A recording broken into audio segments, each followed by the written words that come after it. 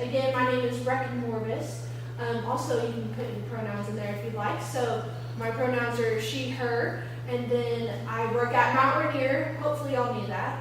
And then what I can talk about all day is my dog, Hank. So, Melanie, would you like to start? You're up Sure. there. Melanie Freshwaters, she, her. I am retired. Before I retired, I worked in a number of different either educational or international jobs. And leaving out Mount Rainier, I could talk about, I could probably talk about hiking and traveling kinds of things all day. My name is Norma, she and her, and where you work, I work for the Department of Veterans Affairs, and I could talk about hiking and backpacking experience all day. Yeah. I'm Ruth, and I'm a she, her, and I am retired. Yay! Woohoo! So what I can talk about all day long is my dog Blue. Yep. I'm It's an Bruce answer. E-Sheriff. Been doing this for a few days, a few years, something like that. And that's what I'm doing. What can you talk about all day? I can talk About what? Anything. Anything, yes. Okay. I know he can talk about Ruth all day, which is his wife. Yes, this is my husband. And then you want to go over to you, Ed? Okay, my name is Ed Nielsen. I am AP. I'm retired, and I could talk about airplanes all day, and sometimes do. Airplanes. Wow. Are you a pilot? No, I'm a retired Boeing engineer. Okay. Just Yeah. as cool. Yeah, yeah. Carol? So Caroline Mueller, she, her. I fairly recently retired from federal service. I was with the Army Corps of Engineers, and I could talk about hiking and travel all day too. I'm yet another Dave Burton, he, him, and I forgot where I work. I'm retired. I forgot about and I love the backpack, so I can talk about backpacking. Not sure all day, but close. And I'm Margaret Worker, she, her. I work at Cape Industrial Rehab in Tacoma. I'm an occupational therapist. And I could talk trail all day, I could talk travel all day. And I know I talk a lot. And I love this one. Dave, she loves your mug. She might steal it. Can't post it. Can't post it. Would you like I to won't introduce steal it. yourself? Remember in your mug. Yeah. Can't post it. Would you like to introduce yourself? Yeah, I'm Everyone one of the other thinks. Daves, and I'm a he, him, and I'm retired from public transit, and that's also what I could all talk about all day. But, and I still do a little remote consulting in that field. And then Jennifer, you can introduce yourself. Yeah, hi. Jennifer Rand, she, her, and yeah, we're here at Mount Rainier with Kevin as volunteer coordinator. I feel like I could also talk about my dog all day. Yeah. 3 votes for dogs. Thank you, Jennifer. All right. So why I also want y'all to introduce yourselves is a part of this training. Obviously, it's audience-centered. So you're going to learn a lot about yourself today, too. But also so you can understand what you're asking of the visitor. So, objectives. So, one, the major, can everyone hear me? Dave's in the back? Cool. Bruce, can you hear me? Okay. Cool. I hear you. Good. You might not understand me, but you can hear me? Cool. So, you're going to gain a basic understanding of audience-centered interpretation, the concepts, the techniques, and how to incorporate that when you're meta roving, or if you in the future want to also do a volunteer as intern. And so this is just to help you have an extra tool in your tool belt when you're meta roving, and also just understand our visitors.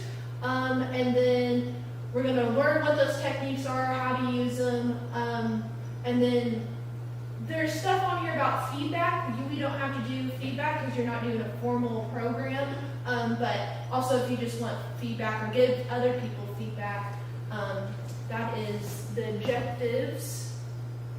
And then, oh yeah, so group agreements. This is just something that we all agree to as a group, is that we're all learners and that we're a very welcoming space, but also that we're going to learn about interpretation is a craft that feels very personal to many of us. And you might not know it, but a lot of y'all actually do interpretation, some form of it. And so just kind of be open to new ideas and other people's perspectives, which is sometimes really hard to do. But also just to assume good intentions. And the last thing is always be curious. Be open to curiosity, because that's what it's all about. So, our visitors that we love so dearly, even the ones that are trampling on the meadow, they have 3 things that they are looking for when they come here to visit a park. So, real quick, show of hands, does anyone know what interpretation means? You don't have to tell me, just raise your hand if you know what interpretation means. Cool. Yeah. Has anyone ever heard the word interpretation used when we're describing a park ranger or a program? Cool. And it doesn't mean, in this sense, a different language. So, has anyone ever heard of Freeman Tilden?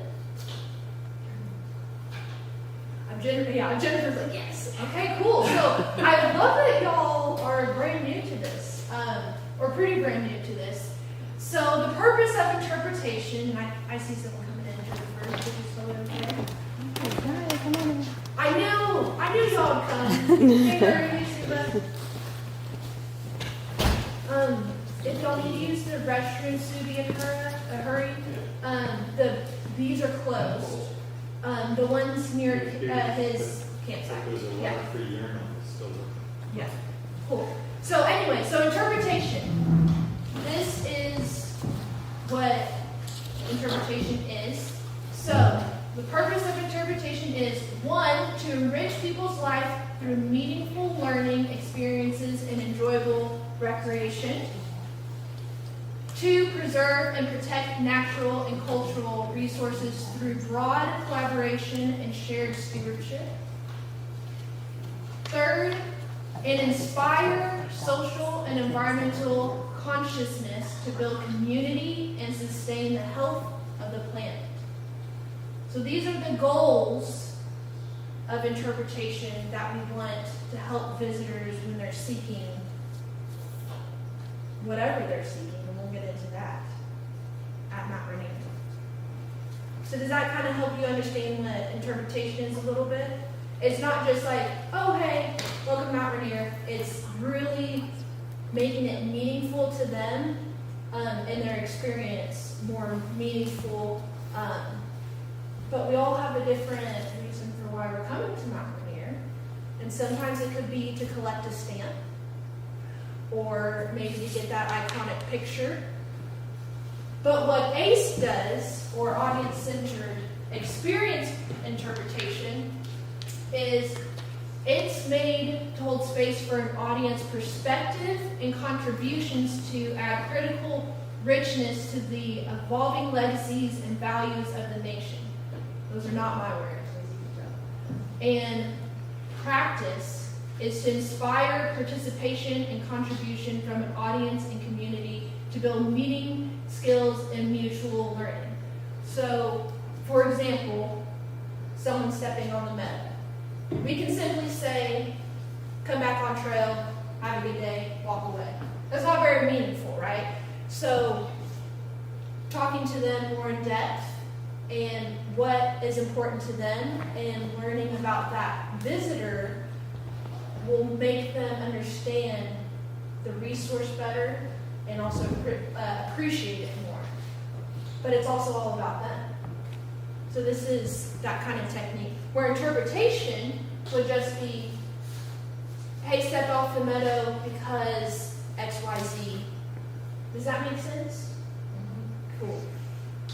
And if it ever doesn't make sense, let me know. Okay. So does everyone have cell service or the Wi-Fi? You got Wi-Fi? Okay, no, that's okay. That's okay. Oh, you're a good student, aren't you, Bill? The question is, real quick, so I want everyone to imagine your experience at a national park. Not Mount Rainier, just any national park. What made it meaningful? You can put it in one word, that'd be great.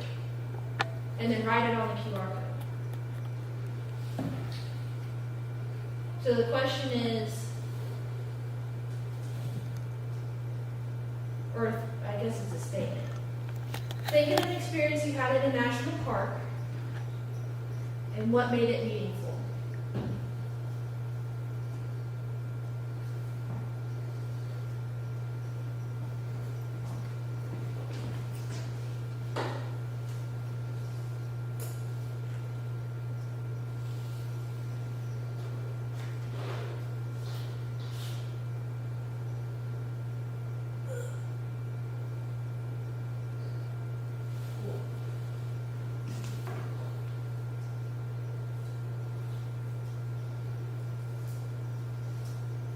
Oh, it doesn't show you the lovely little thing? Good. Don't look at my personal information.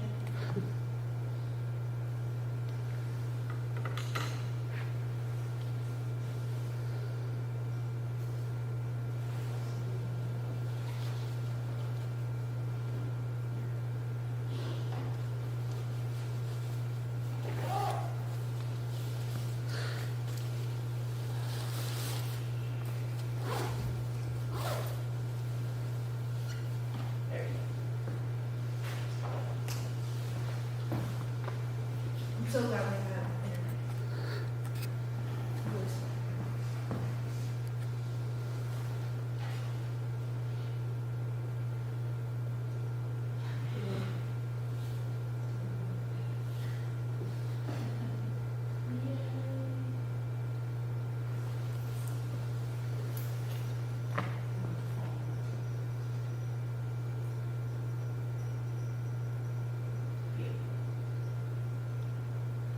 Can y'all see that at all?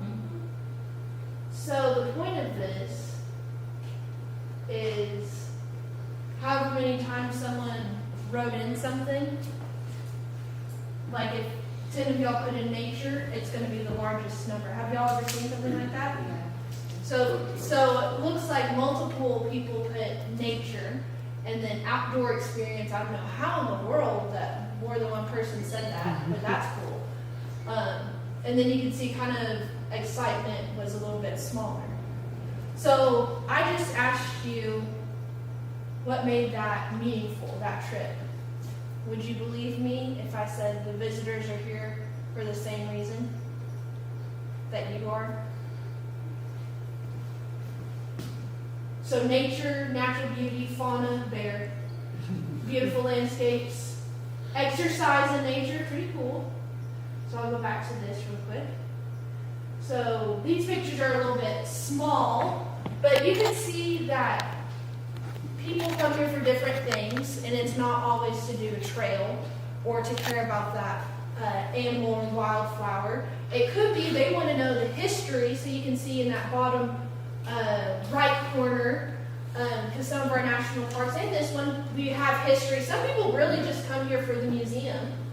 or the exhibits, or they might have a personal connection, like their family, they're related to the Longmires that were here, or different things, or maybe they're related to a climber that works here. Some people come for the programs. They want to hear it from a ranger. Some people come here for the nature and different things. And as we all know, some people just come here for the picture or the experience of putting it out and letting people know that they're here. But a lot of people here, the reason they're here is they can do all that with someone else. That was the biggest thing that people are here for, is the memories they make with people.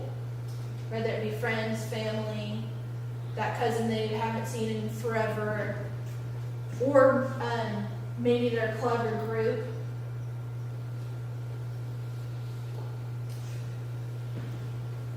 So, with this one,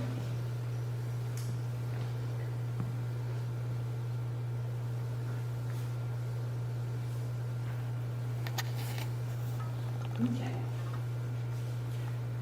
So, can y'all read that at all? Or is it pretty small? Or blurry? Is it blurry back there for you, Dave and Suba?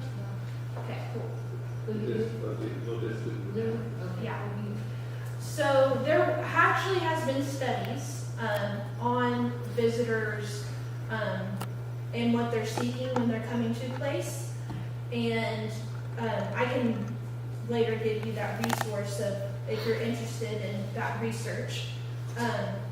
But it offered some powerful conclusions based on the visitor survey with this research, and why visitors come to places and what they enjoy about being there. It also gives us an idea of what visitors' motivations are, clumped into 3 major things. So this first one is the with before what.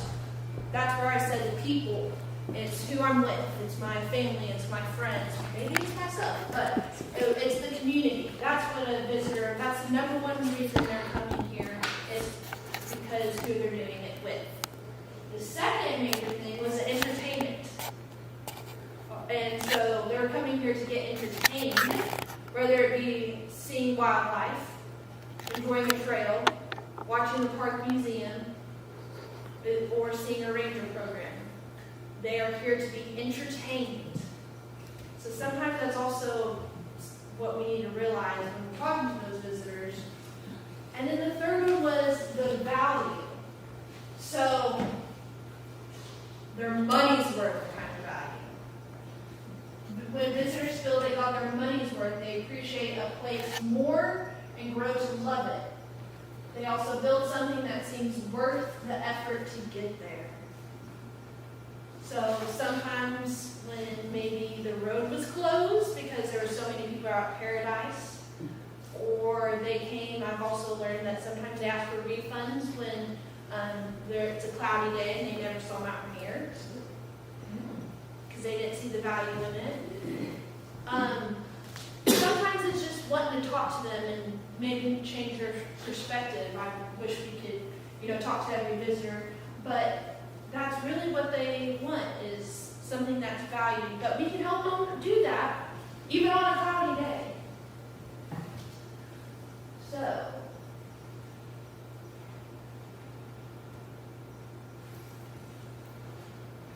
the relevance of this, what I'm telling you right now about what they're seeking, but also the goals.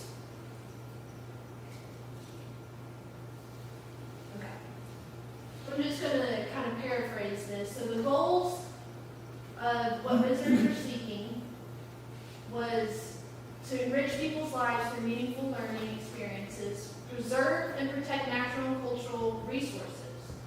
So combine those both together, inspire social and environmental consciousness to build community and sustain health of the planet. So if you combine the community part of it with what we're talking about, to make it meaningful, and like the interpretation part, then it's going to come together and make that experience. So we're putting their community first. That's what visitors are wanting. We're putting training themselves first, the community part. And then we're talking about the resource, what they're here for, and then that combines that to make it, I'm trying to think, makes it, yeah, multiply it together and it makes it it's not an equation, but Wholesome. yeah, a whole thing. Words, yep. There is a lot of words in interpretation, that's for sure. Yep. So, related to the individual. We want to, you see the relevance is related to the individual.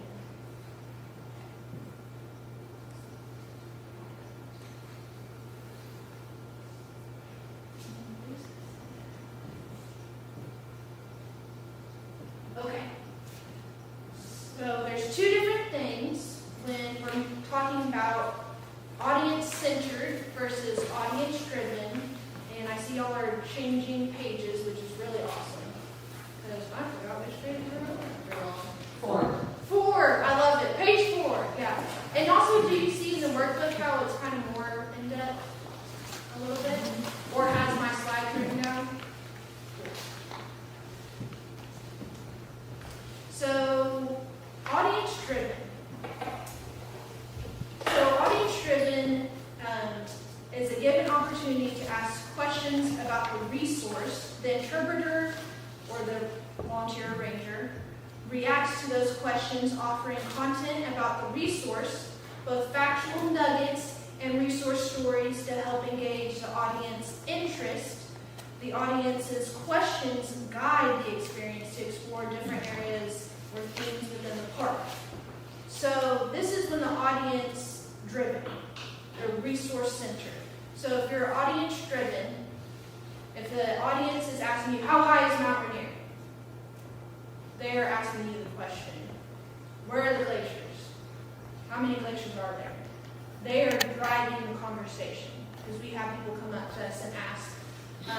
And so that kind of helps us a little bit understand sometimes about what that visitor is seeking. And then we can get into more questions. And so I really like the analogy they use for audience-centered versus audience-driven. And you can see it's a battery. And I'll get into why it's a battery. And you can also see there's different bullets that is also down on your workbook if you're interested in reading more about it. But basically, audience-driven is they're curious. They're wanting to discover something. And so they're asking you the question, where when it's audience-centered and resource-driven is when we make it about them. So the audience is given an opportunity to answer questions about their own lives. The interpreter reacts to those answers, offering content about the resource, both factual nuggets and resource stories that help speak the audience life experience, and the audience's answers guide the experience to explore different areas or themes within the park. So,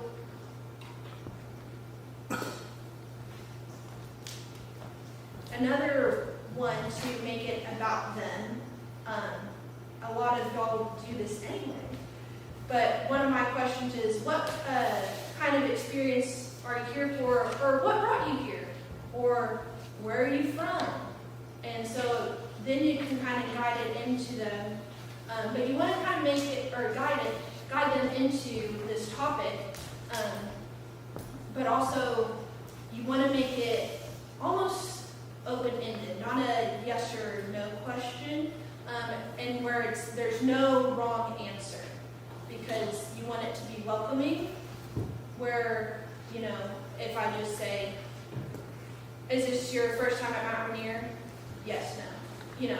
That's like, okay, yeah, but if you dive deep into, and there's no wrong answer to that, but make it more welcoming and about them, then you can learn more of like why they're here, and then also about them themselves. And it's a light bulb. So here's the difference, because it sounds very similar.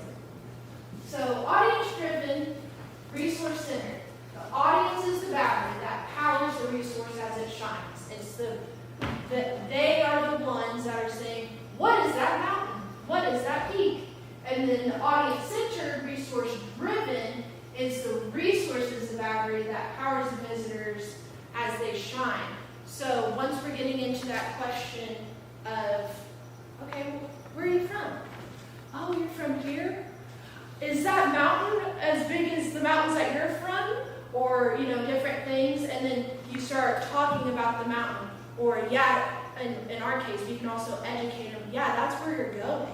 That tall, that high up. Really? Yes. You're hiking up there if you're wanting to go to that situation. And then learning about, telling them about the resource and incorporating their experience is what makes it resource-driven. Does anyone have questions about that? I know it's a lot of words.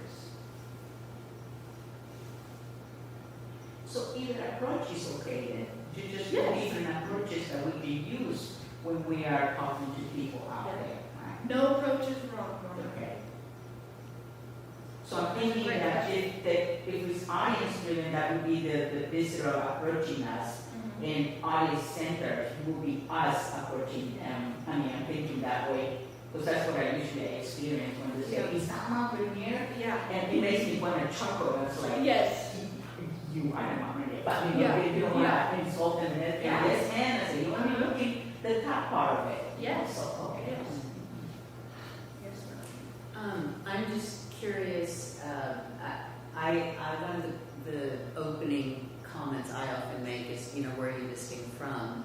But I'm curious if anybody commonly uses something other than that when they initiate conversation. Sometimes they'll ask, hi, and then what's the plan? And part of that is that can lead to where they're from. If they're, from Florida, it's one thing. If they're from Colorado, then elevation is a different story. Yeah. And then also slowly what they would be interested in. So, but that's another one. But that can also tell the PSAR role of roving is that, okay, they look prepared, or maybe their plan doesn't match what they're looking, and dive into that area. But, plus it gets people talking where you're on the trail and you have kind of casual conversation. Other people will show up and they say, oh, I can ask questions of that, and you get a group.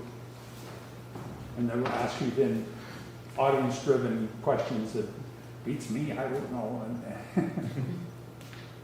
Like the other day, somebody was asking me, where are the goats? And I'm like, I didn't know there were even goats here. Yeah. Mine's kind of similar. Mine is what brought you here. Sometimes, because the same thing, it kind of leads into their plan, and they're like, oh, we want to go to Murder Falls, and they're like wearing tennis shoes, or not tennis shoes, they're wearing their flip-flops, and they're not prepared, and that's also a way. I like the plan idea too. And they always end up mentioning their family. So I'm setting out these I'm setting out multiple pictures, and I asked that there's 2, 4, 6, 8, 10. I think I have enough for everyone to. You can't fight over a picture, but first I want you to pick an image that just resonates with you. So I'm gonna throw. So y'all can stand up. Yes, stay there. Stand at the picture that resonates with me. I'm also not about always sitting all day, so I apologize in advance if y'all aren't like that.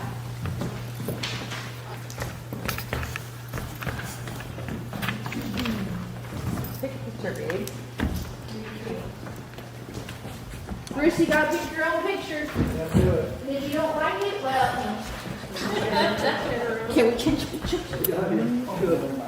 Yes, Do we pick up the picture, Brekyn? Do we pick it up?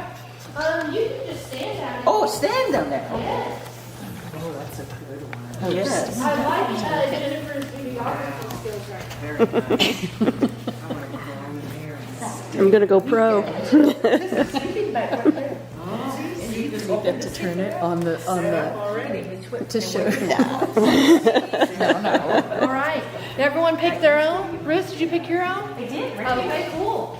All right. So we're going to go around real quick.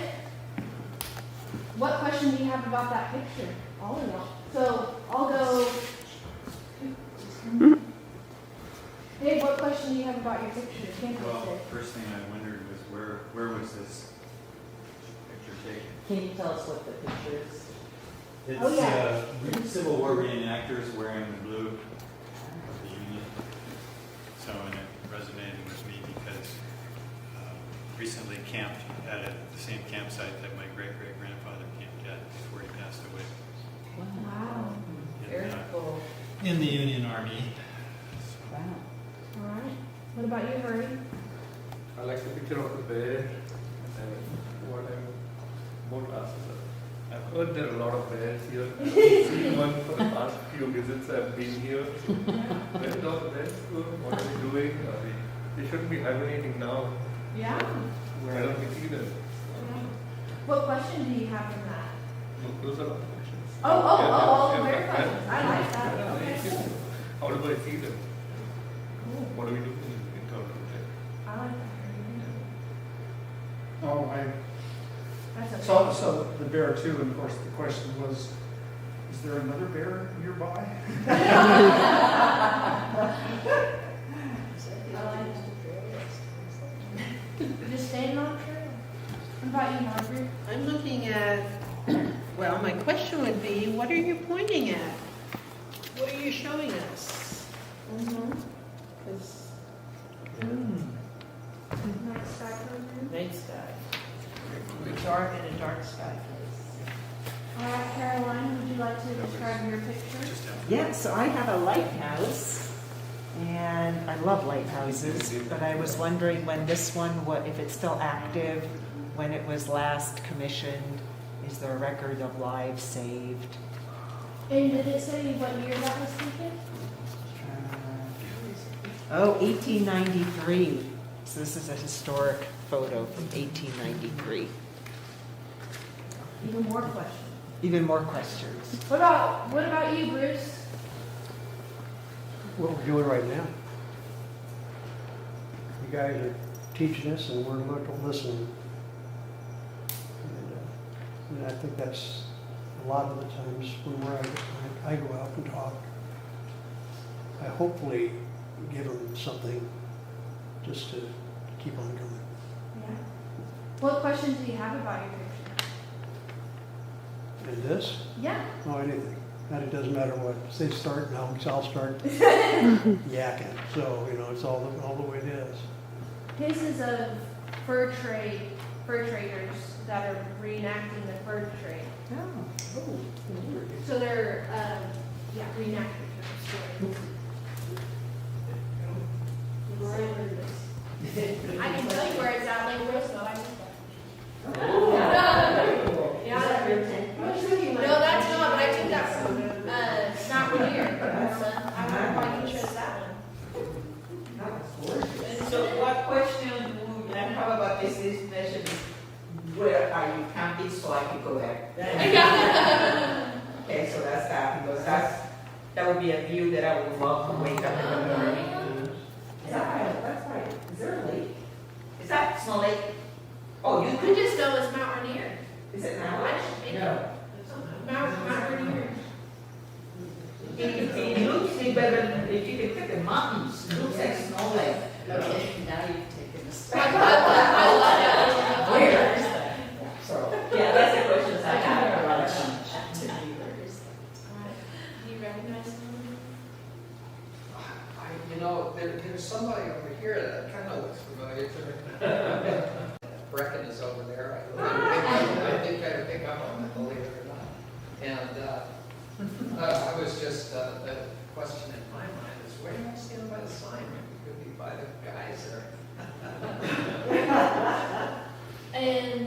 And it reminds me, I kind of picked it because I visited Yellowstone in the kind of early, maybe mid-70s, and I remember waiting for Old Faithful to go off, and there were a bunch of people standing there, and it went off, and all the cameras clicked, and then everybody turned their backs and walked away.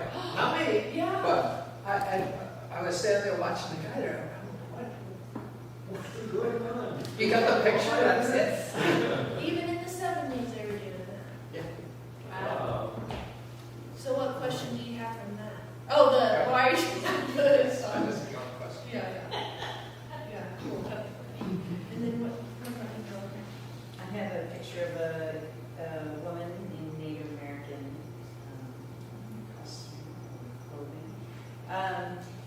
Oh gosh, I have an endless number of questions here because I feel like there's a lot of history everywhere, but up here around the various tribes that were here before us and sort of where they went, what happened to them, and it's an area I don't feel like I know enough about, and I'd like to sort of deepen my knowledge. Very cool. Thank you. Ruth? Well, my picture is of a scuba diver measuring a submerged artifact at Kintla Lake. And my question is like, well, what kind of artifact is it? What's he measuring it for? And where's Kintla Lake? And one question I have for myself is, I've always wanted to dive, but I don't know, I had my nose broken. So I don't know if I could take the pressure from the diving. So I'm curious as to whether or not I would actually be able to do that. My kids dive. So. You dive? Oh, nice. All right. Now, I would like you to choose another picture within mind. You probably already saw it on the slide, but what question does that image make you ask about yourself? Oh. So the resource, remember, it's resource driven now. So what does it make you ask about yourself? And you can stay on your same one. So like me, I feel like, What question would I ask about myself? it's hard. You gotta think about yourself, y'all. Yeah. You gotta think about yourself.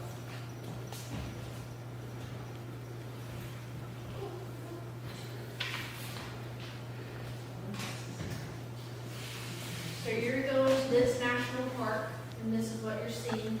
Maybe it's the historic picture, maybe it's the reenactment. What does it make you think about yourself? So mine's, I'll just answer first for me. Going back to Yellowstone, I would love to go back there because the memories of my family. Ha, see what I did there? We come here with, it's the with before what? Coming to Yellowstone, I've seen it. It's changed even in the few years I've been there. But the memories that I had with those people and the memories that I'm making with the people currently would be. So I feel like the questions that I would ask is, what has changed? How have I changed? You know, how have I adapted to life? How has Yellowstone adapted to all the people? You know. So I know this one's more personal. So another thing with audience centered, it doesn't mean they have to answer it. If it's very personal, like, what, you know, what does this make you think about yourself? Some people are like, please don't make me think about myself. But if they feel comfortable sharing, you're more than welcome to.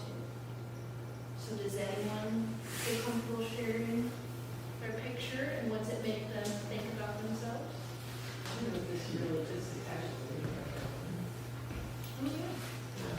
So this is a portrait. Yeah.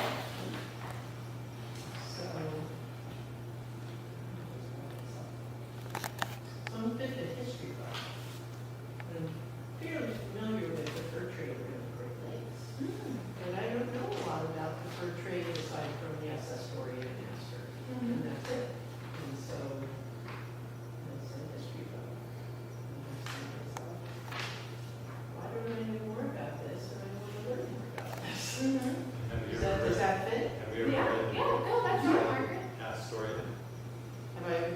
Have you ever read the book entitled That Story? No. It's a fantastic history. And I know about Beaumont and, how they have the TV into the guy's belly in Mackinac Island back in the early 1800s because of pulpwood and, for trading days. Surrey Queen stuff. Oh, it is. Different. Can you tell with his accent? We love it. Well, you're gonna answer yours? Yeah, stargazing, I've always been a fan of stargazing and looking out into the universe and how it makes you feel. And, it always brings up the question of where am I, what am I doing? How small am I compared to everything else?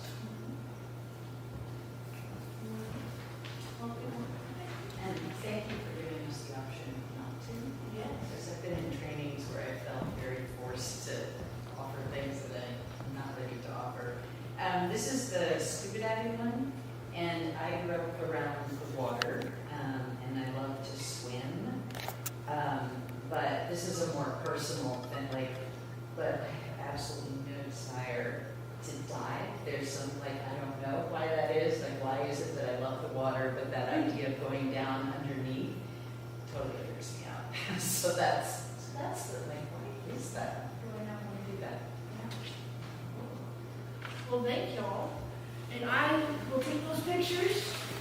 And no one chose the voting one. Some of our national parks you can vote in. Yeah, because they're national park sites. National park sites. I'm going to lend you more so that Huh? you can screw it up. So y'all can all take a seat. Yes, thank you. Y'all can all take a seat. Thank you.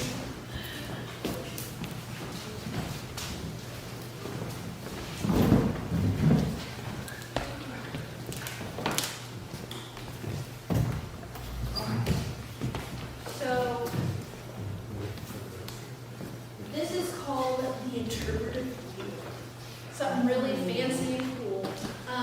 So in interpretation, when you're doing a program, or a pop-up, or a little talk,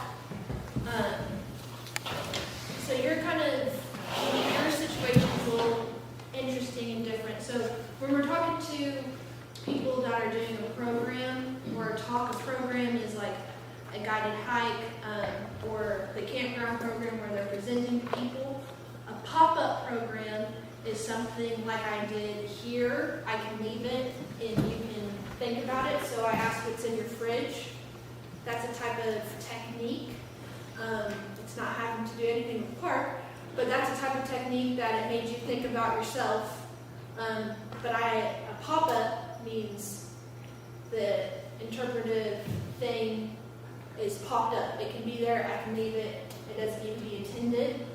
Or it's something that I can carry with me and just whip it out and do that little talk real quick. So, like a Meta Rover. A prop, yes. Okay. Or like a Meta Rover button Right. is one. And so y'all are kind of in that unique situation where you don't have to do a program. We're not making you do it. But this is also about interpretation, and so it's still going to align with, how do I say this? So you're not going to do a formal program unless you wanted to, but it's still the same concept of how to build a rapport with the audience or who you're talking to, because y'all talk to them for so long, whether you want to or not. But also, this can be put into a 5-minute talk of just talking to a visitor. Does that make sense? So when you're looking at this is really in depth because it's also made to be used for a program or a 15-minute talk. Hence why this is a crash course. But the interpretive wheel, there's 4 things to it. And I just had it pulled up. It is page 5. Page 5. Woo-hoo. So the interpretive wheel,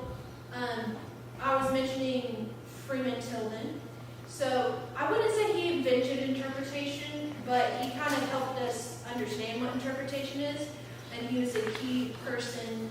And so I'm going to read a quote from him.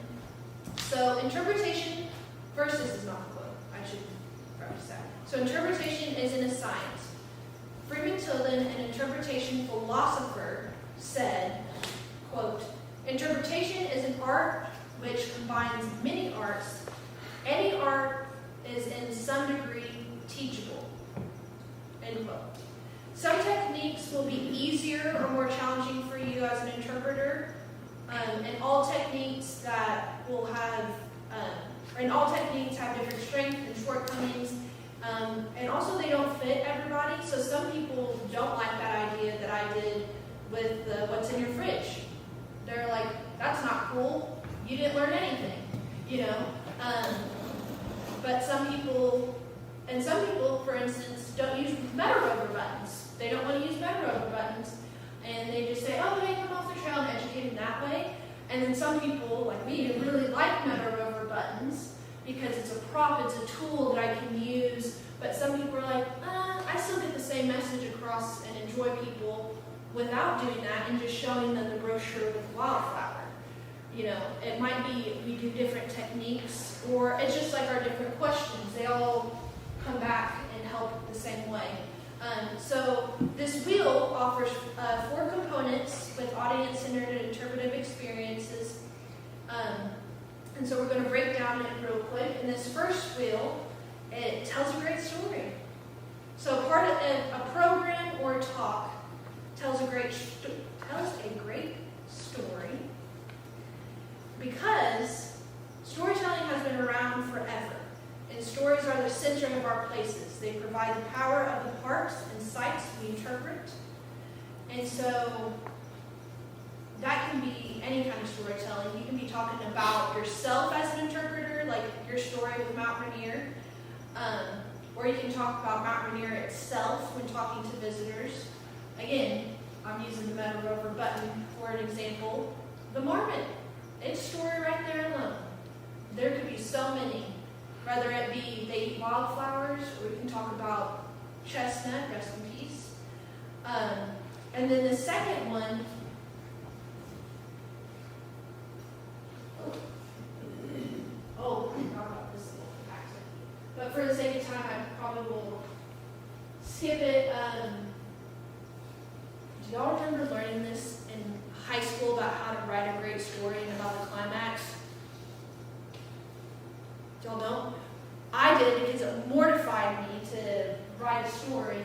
But this is in the workbook about how to write a great story. But again, you're not writing a program. But this talks about the conflict, rising action, climax, and then the conclusion. So just while I'm talking, you can jot down 3 sentences, 1 to 3 sentences, and think about a powerful story you'd like to share about Mount Rainier and why it's meaningful to you. Good luck saying that in 3 sentences. But you can think about that. Because the next wheel, part of the wheel, is invites sharing. So interpreters are the only ones with the powerful stories to share. Remember, we're thinking about our audience, or the visitors. Visitors may want a chance to share stories too, connecting their own life experiences intellectually and emotionally to the stories of your place, which is Mount Rainier. Asking and answering questions allow people to express themselves and to engage more fully. The best questions don't focus on content knowledge, but they look to the universal human experiences we all share and invite individuals to reflect on those meanings for themselves.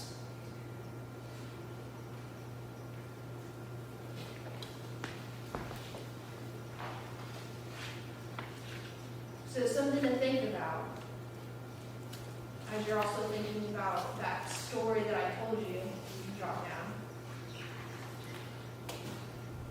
And you don't have to answer this. This is just thinking, okay?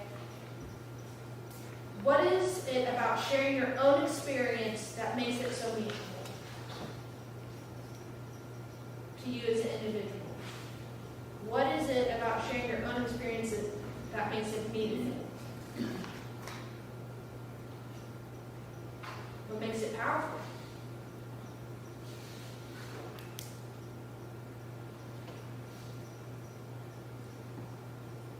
That story that I made you just think of with those 3 sentences, you can give me a nod yes or no. Would you feel comfortable sharing that? Or no? Yes? No? Cool. I'm glad it shows how we all have different perspectives of sharing.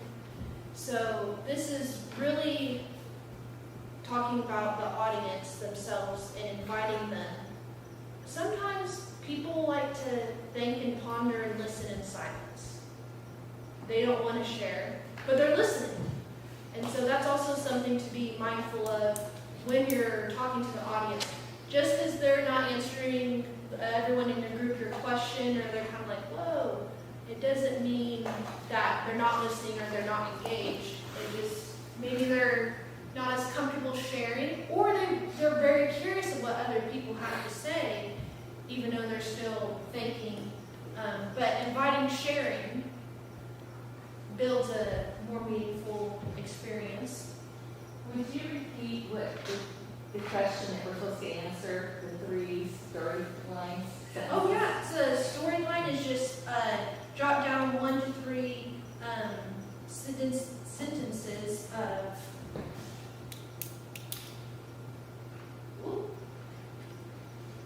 1 to 3 sentences. Think about a powerful story you'd like to share about Mount Rainier and why it's meaningful to you.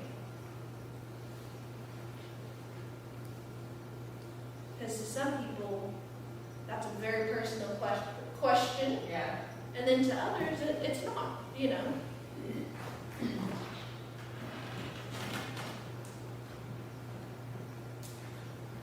And then the third part of the wheel is learns from and with others.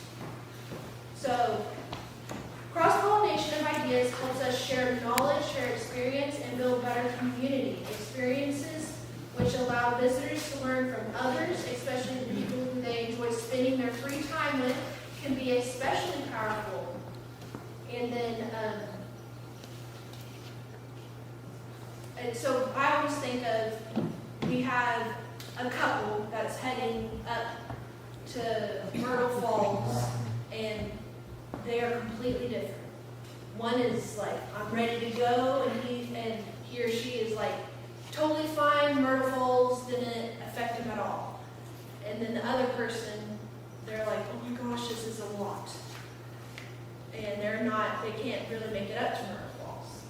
So even though they're together, they are very different. And so sometimes when talking to a person that maybe we're interpreting how to protect the meadow, someone's like, oh yeah, I get that. And the other one is like, I don't care. And so it could be that you're talking to a group of people, and when you're talking to them, they have different life experiences.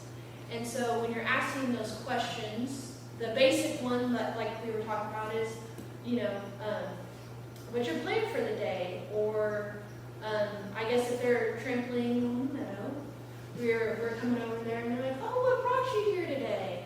And they're like, I wanted these iconic pictures, and then we can distinguish with a question of, oh, well, why were you wanting those pictures? Like, is the mountain and just different things. But someone might not care that you're talking about the mountain because they want that picture, and the other person might. And so sometimes just asking those questions to the visitors, how they answer, it also affects how the person with them is now changing their perspective on what they're doing. Does that kind of make sense? Or change their perspective of why they're there, why they should care. Yeah. A lot of words. Well, I usually see the body language. That is my first thing that I see when I approach somebody. Yeah. They're engaged, they're right there, or they're seeing other one like, hurry up and stop because I want to get going.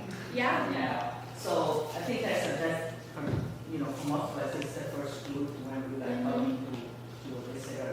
If they If are, it's even not worth talking to. yeah, The time. yeah, the time and they're engaged and they want to learn. So, you get to pick how quickly you want to educate them so they can get going. Or if they want to spend the time, give them a pamphlet for the flowers and all these, point out where it's found, so yeah. Thanks for pointing that out, Norman. Because, like we're saying with all the visitors, some of them don't care about learning. Some of them really do, or they're on a time schedule, and they can't. And so that's also what's nice about interpretation or audience-centered experience or different interpretation tools is it doesn't work for every situation, and that's why we never force it on people. Because can you imagine that visitor that you're trying to ask them this question, this deep question of like, oh, what brought you here? And it's like, oh, like, you're really enjoying the marmots? And they're like, why is this lady talking to me? And they're just like, and they're like halfway here, and you're like, please. Yeah, so it's always like, you pick and choose, just like we always do with meadow roaming. When there's a lot of people, we pick and choose, what's going on. So that's a great thing to remind me, Norman. Yeah. Margaret? I had that come up similar to what you were saying about people with different perspective. In June, rather than being out on snowshoes, I spent a lot of time in the parking lot doing PSAR, and it's when Myrtle Falls was still really dodgy to get down to it could be just two people, like a couple, with really different perspectives regarding risk and how much risk, the husband is, usually it was the husband. Oh yeah, no problem, just go down, and the wife is asking a lot more questions about, well, how dodgy is it? How slippery is it? Okay, do I really want to go up there? And so, yeah, finding, to be able to address both of their needs when they're probably going to go up there together. That's when you hear the "I told you so." Yeah. So I'll just finish with that one is when we share our knowledge, so what we know, visitors learn about the park. But when visitors share, they also learn about themselves and about the experience of others and about the world around them. So then we're going into the fourth one, the fourth little place. And we're going to talk about this a little bit more in depth later, which is the sticky problem part of interpretation. So this wheel, this is how I'll read it to you. So far our interpretive wheel has asked us to explore what, how, and then now it's why. So by helping visitors make connection with bigger questions, it helps make the experience more relevant to visitors and helps make parks places of reflection and learning. Interpretation that moves past telling a great story and helps a visitor grapple with the sticky problem brings us to the new spaces physically, emotionally, intellectually, and spiritually. This may even help see a familiar things in a different light.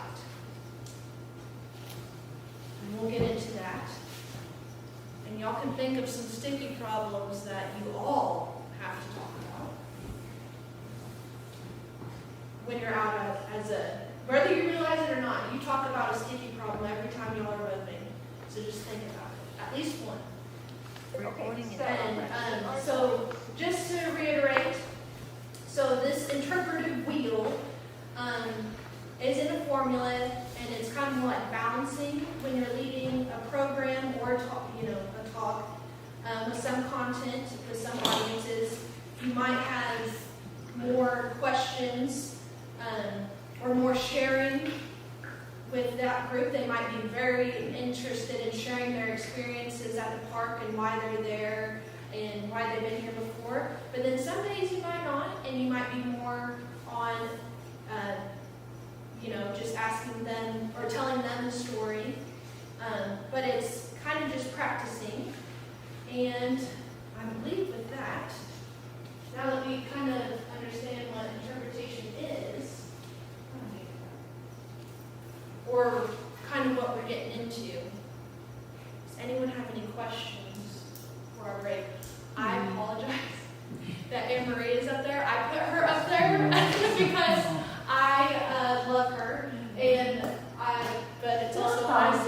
It's also nice. It's a good remembrance that Yeah, she's always here. Yeah. Please, yes. I put her in my program anyway because she's cool, and it's her and our third youngest rover. But yeah, does anyone have any questions before we take a probably 10-minute break just because we have to travel to the bathroom? And if you have any in-depth questions, we have the bike rack. But while everyone's using the restroom, I just wanted to also, since it's, we were saying the elephant in the room, now it's definitely the elephant in the room. Sweet Anne Marie, and many of y'all know, did pass away on Monday. And hopefully y'all got that email about where you can send a card or call the family. And if you know anything more about a memorial or anything, y'all will be the first to know the volunteer stuff. But we know just as much as y'all do. And it's very sad. And yeah, how you feeling? How you feeling? Thumbs up, middle, down? You got both thumbs doing a different thing? Cool. Thank you, Jennifer. How does everyone feel like they're understanding what I'm saying? And it's okay if you don't. It's a lot. I don't know, it's the y'all. Yeah, it's a y'all. Yeah. Is anyone kind of cool? It is a really deep topic. So with your information, you should have received, I think Dave was able to pass them all out for me, Campo Stage, our park themes. So it's this paper, park themes, interpretation themes, I should say. There's 4 major ones, and then they have subcategories. So what a park theme is an interpretation. They make an interpretation foundational documents that what do we want the visitors to learn about the resource or enjoy, and also why they should care. So here is our 4 major themes, not the sub-themes, but our 4 major themes, which is, first one is, so this is also has to do with natural and cultural resources as well, or the nature and the equals. So the first one is a physical process. So the first theme is Mount Rainier is created by volcanism and transformed by water and ice and dynamic processes that may impact individual organisms or whole ecosystems. The next theme is ecosystems. Mount Rainier creates and supports a diverse ecosystem that ranges from snowfields and glaciers to alpine tundra and low elevation forest. The third theme is human cultures. There is a long and varied history of human interaction with the mountain. Mount Rainier has always shaped the lives and character of the area's human inhabitants. And then the last major one is stewardship. The mountain-inspired stewardship. People have contributed to the protection of its natural and cultural resources in a variety of ways, from advocating for its legal protection to volunteerism. Y'all are part of the interpretive theme. Isn't that cool? So, when we were talking about sticky problems, remember the sticky problem, if you want to go back to, it can be, where's the definition? Well, that's okay. So, grappling with the sticky problem is when we're talking about resource protection, like the meadows, or different things. So here's an example with our park themes, what the sticky problems that everyone's kind of like, ooh, I don't know if we should talk about this because it makes me feel a certain way or whatever. Climate change, which is part of what we're seeing all the time with the heat, that has to do with our themes. So these sticky problems support interpreting our themes that are in our interpretation documents for Mount Rainier. So the first one's climate change. And there's multiple problems, or let me say that. There's multiple topics we can talk about with these themes that aren't sticky. However, these are our sticky problems, which one of them is climate change, second one's pollution. The other one, some people might not be aware of the name of the park, because quite a few indigenous people call Mount Rainier Mount Tahoma. And there's other names that I'm unaware of. And then preservation. I know it doesn't sound like a sticky problem, but it is. And wilderness, again, doesn't sound like a sticky problem, but it can be, especially when we're protecting our alpine meadows. It doesn't sound sticky to us, but some people are like, I want that picture, or I want to take that bouquet home. And protecting the resources, so whether that be the wildlife, the meadows, or whatever. So resources means the physical thing, the fauna, the flora, also not graffitiing our building sometimes. That is the sticky problems. So whether you think it is not, telling a visitor that it's not okay to feed that animal, that critter, that is kind of a sticky problem, you know? Even though it's like obvious we shouldn't do that to us, it's a sticky problem. Why can't I feed this, you know? And so that's what it means with the sticky problem on that fourth part of the wheel, is that topic sometimes is uncomfortable.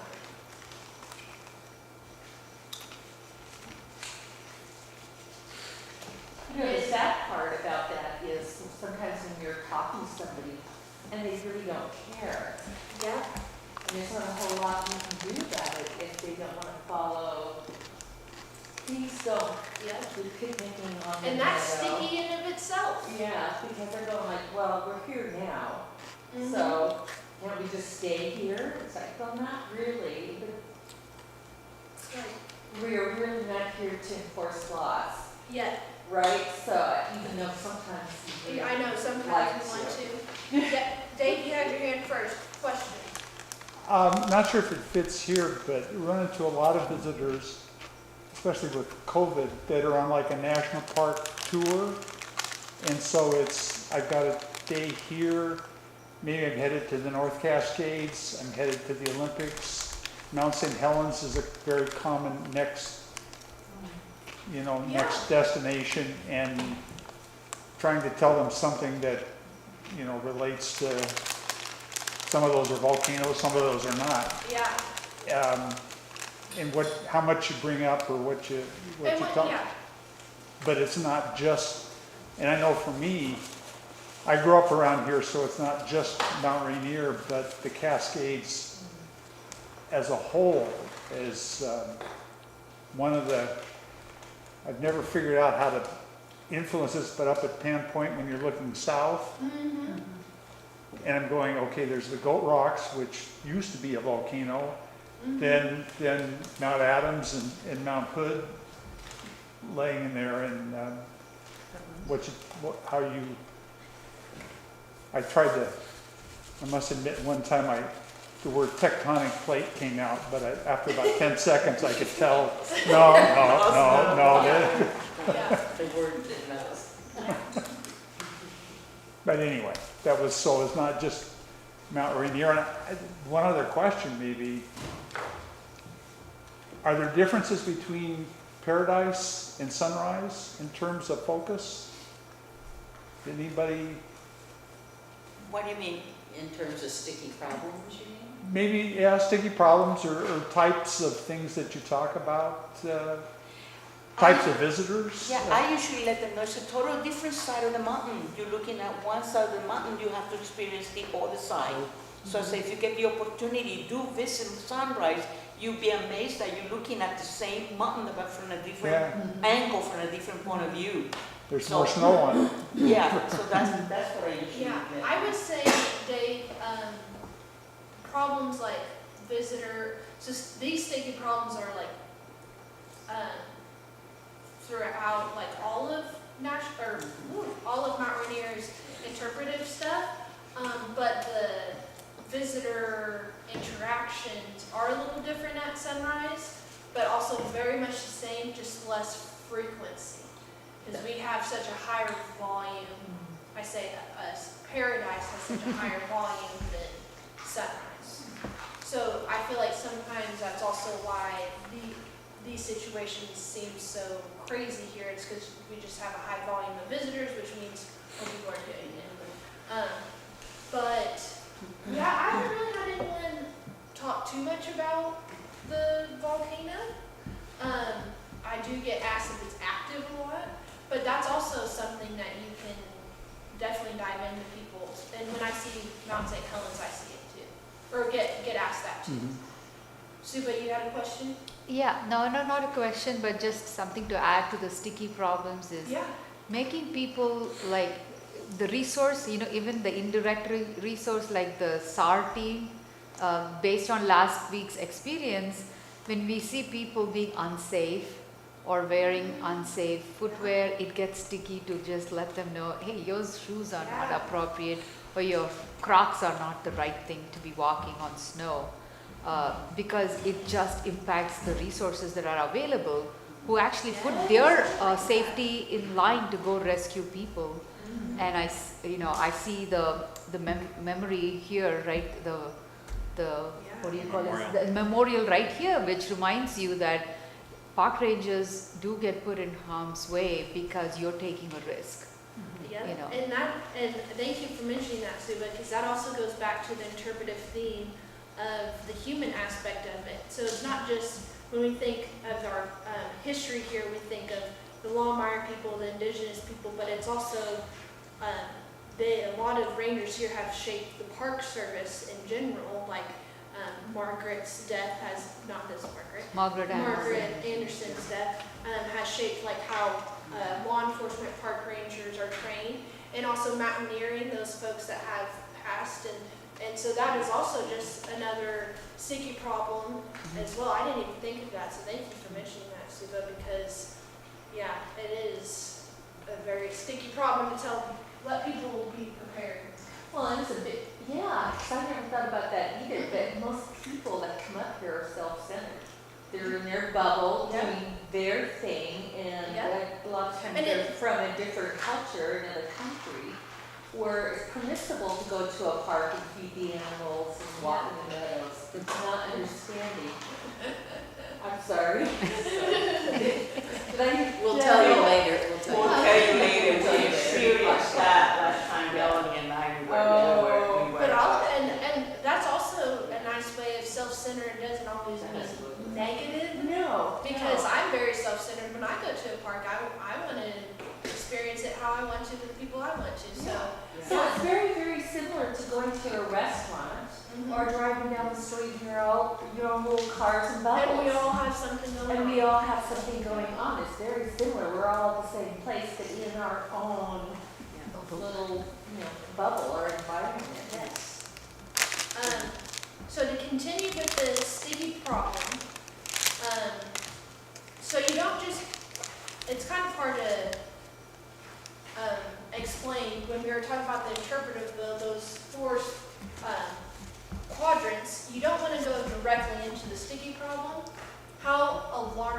is it to be like, you just killed that marmot, you know, or you just destroyed that alpine meadow, which sometimes you want to. But sometimes that story, talking about them, or having them share their experience and kind of building that rapport with them, leads you to talking about the sticky problem and nicely telling them that you're in trouble and you're doing something wrong, but they didn't even realize that I think in hindsight, they're like, I don't realize that they just told me I killed a marmot, but like, it's like, so it's not just directly talking about the sticky problem, that's something that they should kind of walk away with thinking about. Does that make sense? And so this is where it goes into questions. I feel like that got a little weird.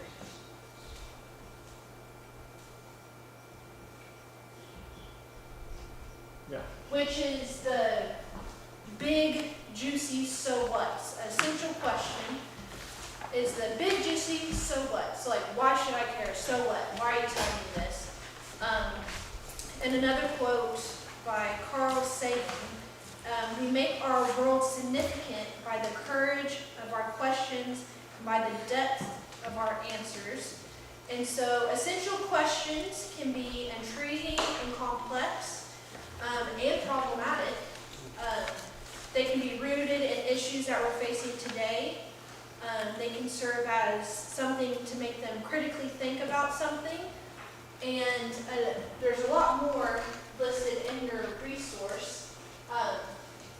But it's also important to choose more of an open-ended question, not a close-in. That's where I was saying earlier, we all want there's no wrong answer. And so when you're like, we should protect Mount Rainier's wildflowers. All right, well, yeah, that doesn't make them think,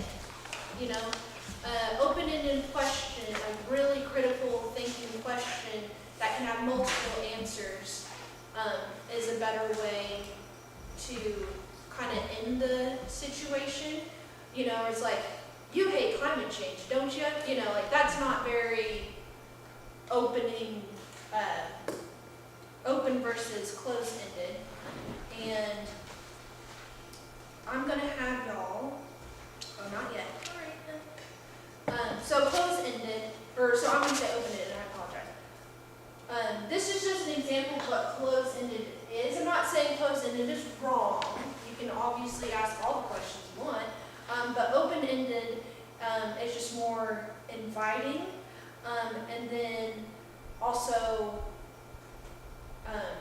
sometimes can invite more in-depth conversation and sharing, and it can also be answered in a unique thought, like it's not just yes or no. Does that kind of make sense in open-ended versus closed-ended? Yes, Dave. Sometimes it's helpful if the group has like the parents and kids. Yeah. I used to get generations. He asked, did you all have a good time? Yeah. Did you enjoy bringing your kids up there? And then of course the open-ended question is, what do you think the park will look like? Would your kids like to bring their kids up? Yeah. What do you think the park would look like? Yeah. And then let them go from there. Mm-hmm. Also, another nice open-ended question is, what was your favorite thing of today? And you can determine, like, camping, hiking, finally getting that water or seeing that animal, and then you could then lead into this is the resource and different things like that. So these are just questions that when you're talking to people, so it's not just yes and no. You're really getting to know them when you're using open-ended questions. I asked that And then question of a family, and one of the kids said the pool at the hotel. Yeah. Last week. Yeah, and then just to reiterate, the difference in an essential question is something that you kind of end your conversation with maybe, other than like, oh, have a good day. But this is typically, essential question is more used in interpretive programming. It's like what they leave on. So like an example is, say I talked about climate change and did a whole program about climate change, and then I leave with, how mitigate climate change when you go home? Or something like that. Like, you don't have to answer, you leave my program, bye, have a good day. So here it's a little bit, not harder, challenging for y'all to do an essential question when you're just talking, you know. You don't want to leave with, you know, how are you going to change climate today, kids? Thanks for not protecting the meadow, you know. This is also a part of that. This is an interpretive program. This is what you would use an interpretive program. You don't have to have the central question every time you talk to a visitor. This is just a tool for y'all to have in your toolbox. But so that's what an essential question is. Open-ended question is just questions you're asking the visitor in general. They're open because they're more inviting.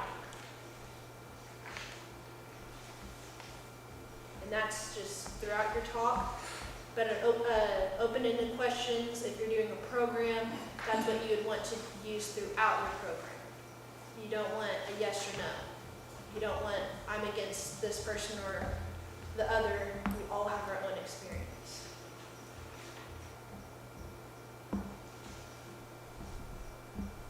And that goes back to oracle questions. Only right answers come from lived experiences. Audience-centered experience. Not yes or no. Is this your first time at Mount Rainier? Yes, no. You know, what brought you to Mount Rainier? You know, then we can talk about myself. Oh yeah, well, my dad was here or whatever.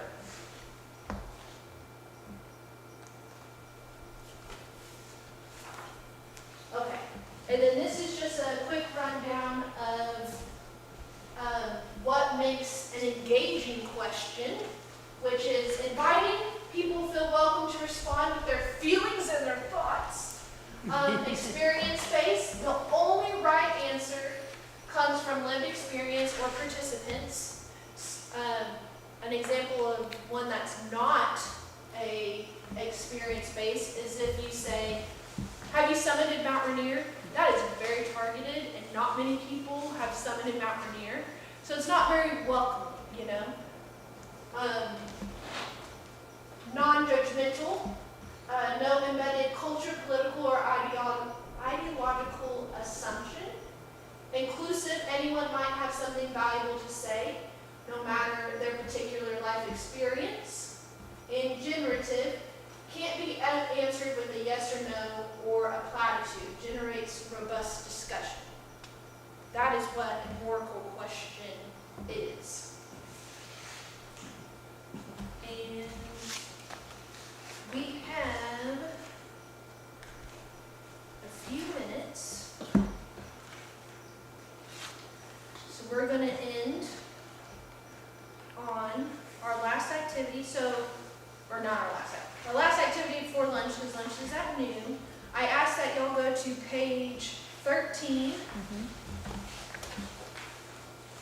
And there's 4 tables. But one table has 2. So I'm going to have, on page 13, you have to do question 1, Norma and Melanie. Bruce and Ruth, y'all do question 2. Okay. I'll do 3, 4, and 5. And then you have to decide if that question has all or no of those qualities: inviting, experimental, non-judgmental, inclusive, and generative. And it's on page 13.